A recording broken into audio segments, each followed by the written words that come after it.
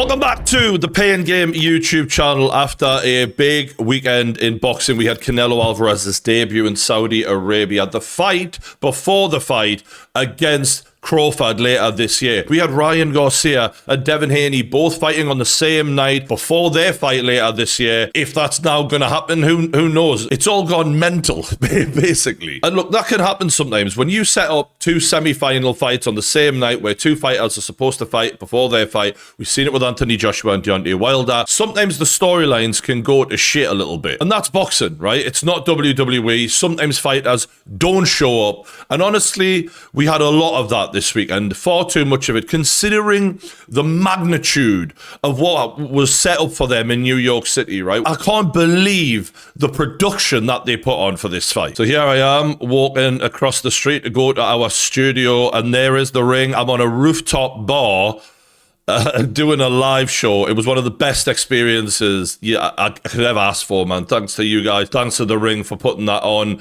What a live show we had. It was such a blast. And look, that was New York at the time, right? It was unbelievable. People flooded the streets to try and get a glimpse of Ryan Garcia, of Devin Haney. This was the biggest thing a promoter can do for young fighters like this in terms of giving them a platform to perform. It was ridiculous, man. The whole of Times Square was shut down for these guys. But unfortunately, you can lead a horse to water, but you can't make a drink. They didn't uphold their end of the bargain, right? A promoter has paid you all this money, put on this massive event for you. You've just got to go out and fight.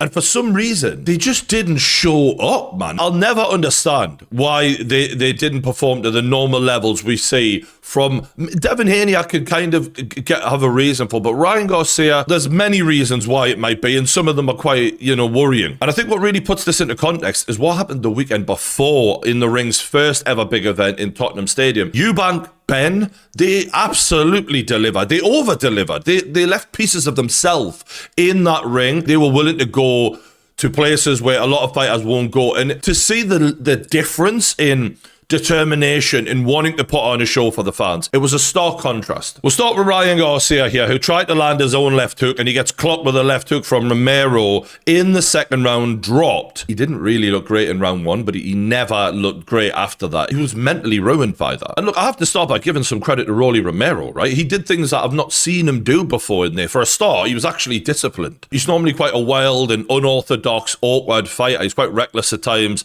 He really stuck to a game plan. He used a lot of believable feints, which obviously are energy draining from the guy who's doing them, but they have a reward in that you offset the guy in front of you.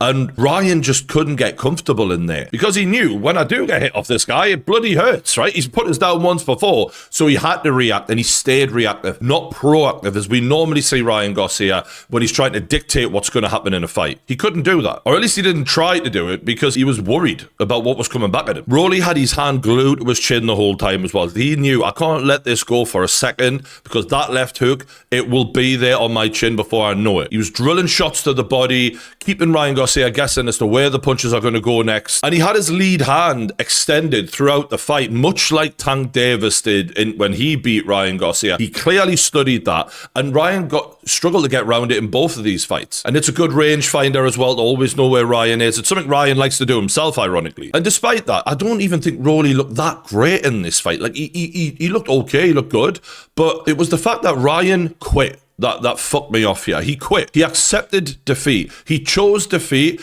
in the easiest form, which is to let it go to a decision instead of risking it and getting hurt, which is something we've really not seen from Ryan before. Yeah, he got beat by Tank, but he kept fighting all the way to the bitter end. This is when he got dropped by Luke Campbell, Ryan Garcia, right? He goes down. He's badly hurt there. He can't even brace himself for his fall. He gets up quickly, but he was hurt proper. This is how he was fighting after he got dropped. Fight down on the gum shield, come after Luke Campbell, and make sure you put your authority in this fight. But he was just too scared. He was worried about what was coming back, and he didn't have the balls to do what he needed to do, and he knows what he needed to do, which is throw multiple punch combinations and go after Rolly, and he didn't want to do that. So he just took it and just stayed behind the jab. It was honestly quite pathetic. And I'm only being as harsh as I am because Ryan Garcia, he's never been a perfect fighter, but he set high standards in what we can guarantee that he is going to turn up and do. And this was a massive stinker of a performance from him. And a lot of people are saying this is what happens when you're on performance-enhancing drugs. You come off them. This is the kind of performance you give. Is that true? It might be. Do you know, I can't even say it's not. I've never really thought Ryan was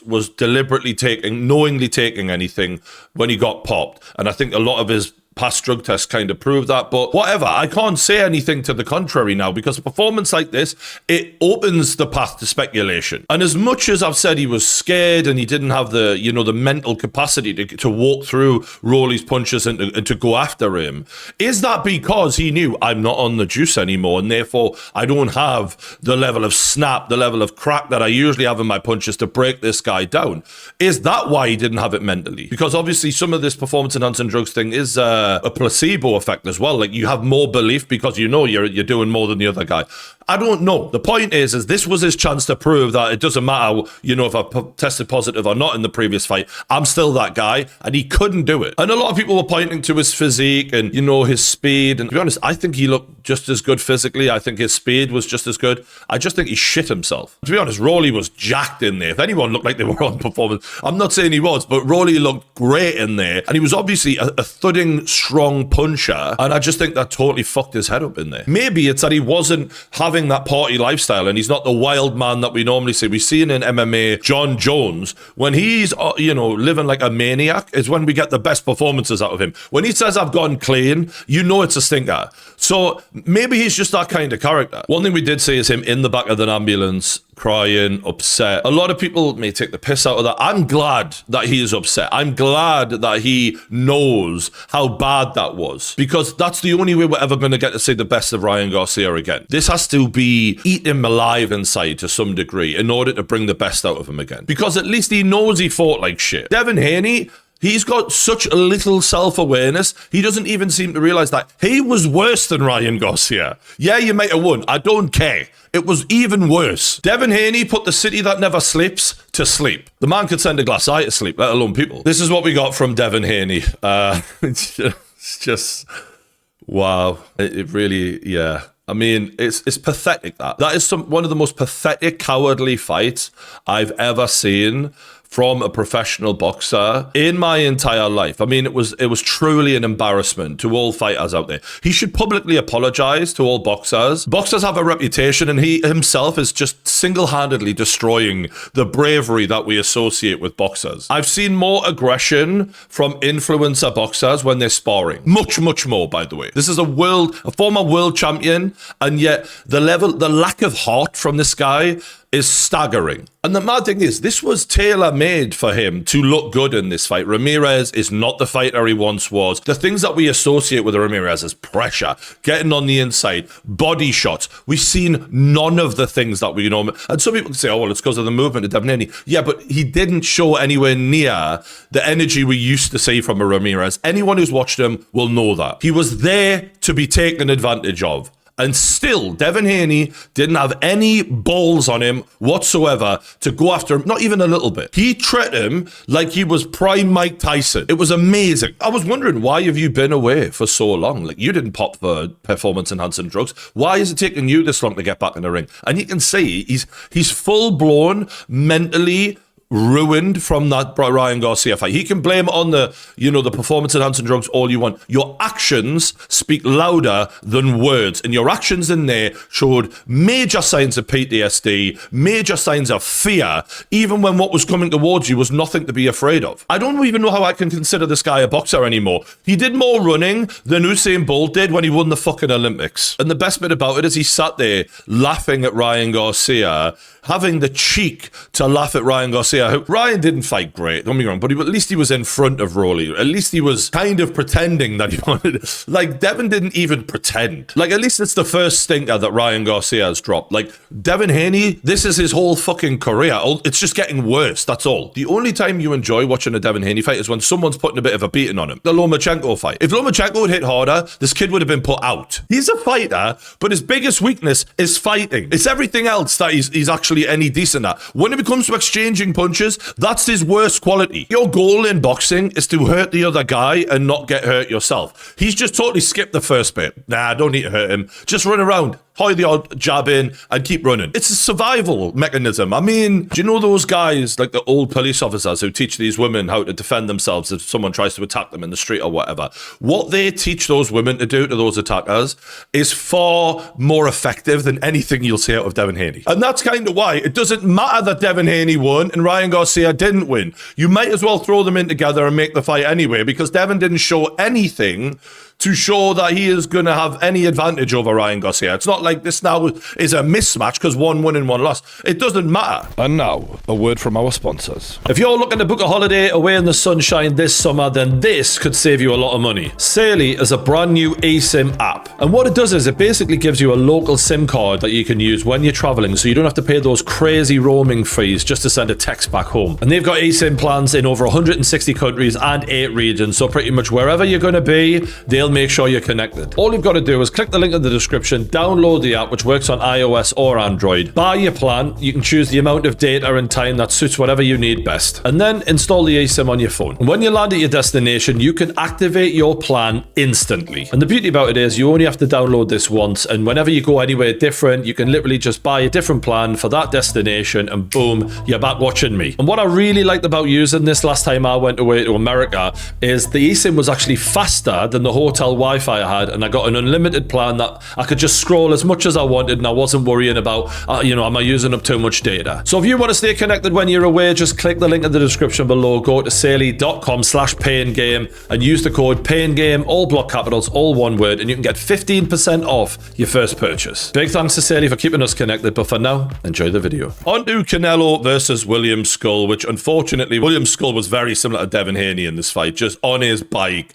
had no intention of trading with Canelo Alvarez. I mean, it was truly one of the most pathetic performances. The fact that happened in the same weekend as the Haney one, it blows my mind. William Skull fought with such little ambition. You felt like a dad who was disappointed. I'm not angry. I'm just disappointed. In fact, no, we were angry. We paid good money to see this fight. He didn't give a shit, man. There was no pride in there at all. And honestly, I really hope when William Skull's an old man, he'll be telling people, I once fought the great Canelo Alvarez. And it's like, yeah, but when people watch you, they'll look you up and they watch that fight. They'll be like, you didn't fight him. That wasn't a fight. Especially against the version of Canelo we've got today. This is not the prime Canelo Alvarez. No one can say that at this point. I'm not saying he's a bad fighter. Bloody hell, he's still Canelo.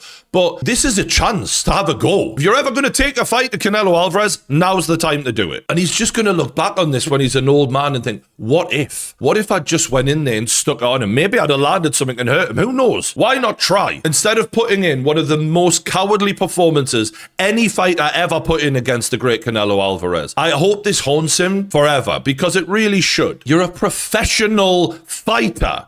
What the hell was that? You could have changed your life if you'd have just had to go and maybe beaten Canelo Alvarez. It changes your whole life. Look at Bivol now. But he didn't have the fucking balls for it. That's the truth of the matter. And that's the thing that he has to now live with forever, is you got your chance against Canelo and you bottled it big time. You shit yourself. And honestly, I never ever want to see William Skull fight ever again in my life. He should retire immediately. That man is an utter fraud. And no wonder Nigel Benn said he didn't want it with Conor Benn. The guy fights like an absolute bitch. I've seen YouTube boxers show more heart than that. This is unbelievable. Honestly, just retire. In terms of how Canelo looked, I mean, how good can you look, right? When one guy doesn't want to fight you, it's obviously never going to be the best version of Canelo we can see, because he's working with dog shit here. But I wouldn't say Canelo looked his sharpest or his strongest, and he wasn't as active as he could have been either. Like, normally when Canelo is in there and the guy in front of him is running, he will do his bit to chase him down, break him down, latch onto the body, and to just slow him down and then set up the finish. And he didn't seem at his best either here. He averaged less than 10 punches per round in the first 3 rounds. And I get, like the commentators are saying, he's downloading the data, it's going to tell later on, he's figuring them out. I'm like, his Wi-Fi must have gone out while he was downloading this data, because we didn't see him make the adjustments and change the way he was fighting in order to use that data. Normally we see Canelo, when a fighter's running, He uses the fire inside of him. He turns the heat up on the guy, breaks him down, and just forces the fight onto him. But the fire inside of Canelo, it didn't look like it was there as much as it used to be anyway. This fight was set up to sort of get Canelo warmed up for the Crawford fight later this year, which is going to be massive, but also to whet the appetite of the fans, to show the best of Canelo. In a weird way, it got me excited for the Crawford-Canelo fight in a different way, in that I'm now looking at Canelo thinking, you look beatable for Terence Crawford right now. I'm not saying I'm backing either guy here, but that performance made me think more than anything I've ever seen from Canelo, you can't be beaten by Terence Crawford. And it got me excited for the fight in a different way than I thought it would, because we know Canelo has had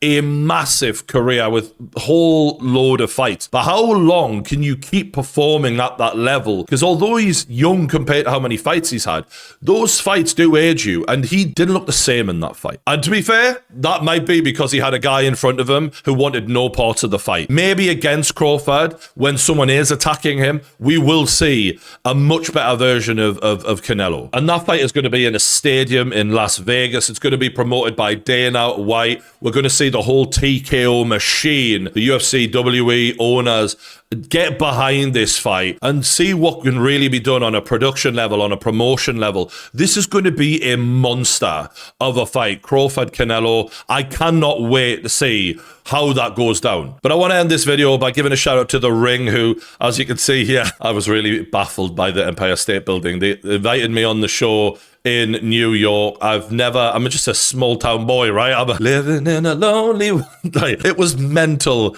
being in New York. It was a once in a lifetime experience that I will never forget. And what they did for those fighters, they gave them every opportunity to perform, but the fighters just didn't do their part. And I think it says a lot about where British boxing is when you see Eubank and Ben fighting their hearts out the weekend before, and these American geezers just turn up and phone it in a little bit. Like, they need to understand that British boxing is putting you guys to shame right now. You need to wake the fuck up and take your opportunities. Boxing is the entertainment industry, and in an entertainment, whether you're selling, records, movies, whatever you're putting out, you have to treat your business like a restaurant. In a restaurant, if a chef puts out a bad meal, the customer is less likely to come back for more. We're less likely to buy a Devin Haney pay-per-view, a Ryan Garcia pay-per-view, if this is how they perform. That money will dry up. It's not always going to be there if you keep performing like this. And they need to uphold their end of the bargain when they're given such great opportunities like this, the same way Eubank and Ben did. So let me know what you thought of the fights last weekend. Hit the like button, and if you haven't already, stay subscribed to the Pain Game YouTube channel. I'll see you on the next one.